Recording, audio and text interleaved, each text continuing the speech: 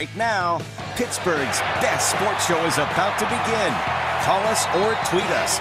We got things to talk about on the Ireland Contracting Nightly Sports Call. All right, we definitely have a lot to talk about tonight. Give us a call, 412-575-2600, right here on the Ireland Contracting Nightly Sports Call. I'm Rich Walsh, and right next to me is Paul Zeise, and one of the hot topics, I think, this week, and maybe for the next few days, will be what is Pitt basketball planning to do? Is Kevin Stallings staying or going? I think he's going. Paul might have a little more insight on this than me, but what do you think Pitt should do now after that last game? What do I think they should do? Yeah, what do you think they're going to do? Will do? Yeah, what do you think they're going to do? They're going to. I mean, there's so much speculation out there. I don't think it's speculation.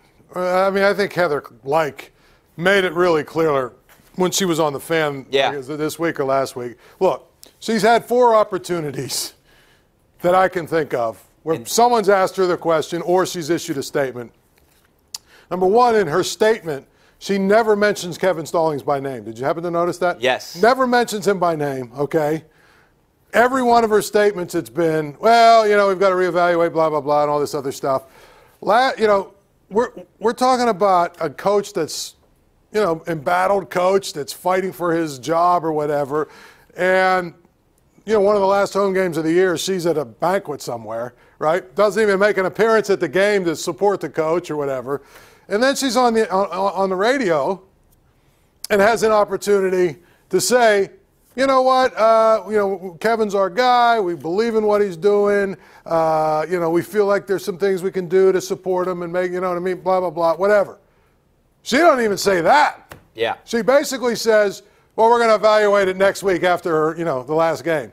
So I think it's pretty clear that they'll be searching for a coach. I mean, I would expect guys like you and I next Wednesday, we'll be over at the Beano Cook Media Room with a press conference with Heather talking about, we had to make a change and all that. Yeah, soon after. I'm sure, my guess would be that they're probably out there looking for a coach, and they're putting feelers out there right now from what I've heard. And they could be, but here's the thing. There's a lot of good coaches that are going to be tied up for a couple of weeks. So if you're Pitt, here's what always drives me crazy with these people, okay? If you're Pitt, take your time. I mean, what difference does it make if you get a coach in place March 10th or March 30th? Well, we lose a couple of weeks of recruiting. Would you rather have the right guy or have a quick press conference so that you can get everyone okay, and then he goes out and guess what? He's recruiting guys that are left over for the most part because, anybody that's anybody is pretty much signed or committed already by that point. You know what I mean? So if you wait another 10 or 12 days, and I don't mean to start your process, but I mean you can start your process immediately. Yeah.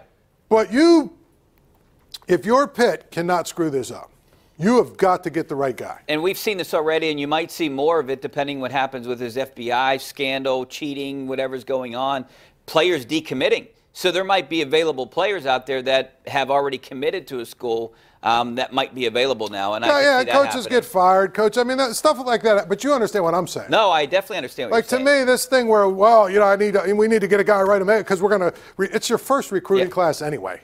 There's no difference between now or April 15th. There really isn't that much of a difference. I mean, you look at Kevin Stallings was there, 2 years? I mean, this second year, most of these guys that he got committed were all after April anyway.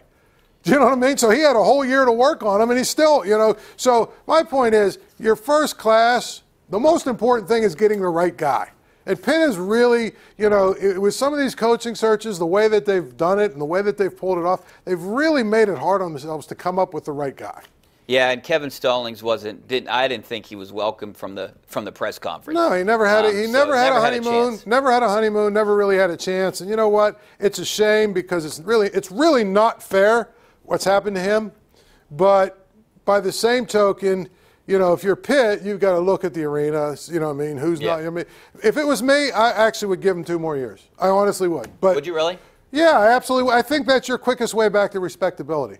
To me, I'd much rather go 2 more years, let them build a program at least, maybe 2 years from now they're, 18 and 14 or something. Then you get rid of them and at least you have a base of a respectable program to go out and get a coach. you're going to have to find somebody that is willing to take over a dumpster fire right now. And if you're a young up-and-coming coach, and I say to you, listen, we're going to give you this program that's 0-18 in the ACC. You're going to have to build it, and you're going to have to do it in the ACC where everybody's good, everybody's got an NBA player. Or if you're a young up-and-coming coach, are you signing up for that, or are you going to say, you know what, maybe I'll stay here for another year, see if something else comes up? I think I would take a chance. If you think you're a good coach, I think I would take a chance. I still think Pitt can be a pretty good program. I agree with that, but I'm ACC. saying if I'm a young coach on my way up, I'm like, if I take this job, it could be the end of my career. It could be. 5 years from now, I could be a guy that's got a record of, you know. But you're gambling on yourself, and I always You are. like You're to gamble betting on yourself. Yeah. I get that, but I'm just saying. And if I'm a young up-and-coming coach, I probably have a better option. You might. You might have a better I probably option. do. I mean, you know, look, here's my thing, okay? I think you can debate, is Connecticut a better job than Pitt right now? I mean, the conferences would say no. Definitely think it's debatable. But if I'm a young up-and-coming coach, I might go to Connecticut because I feel like that league's easier to win.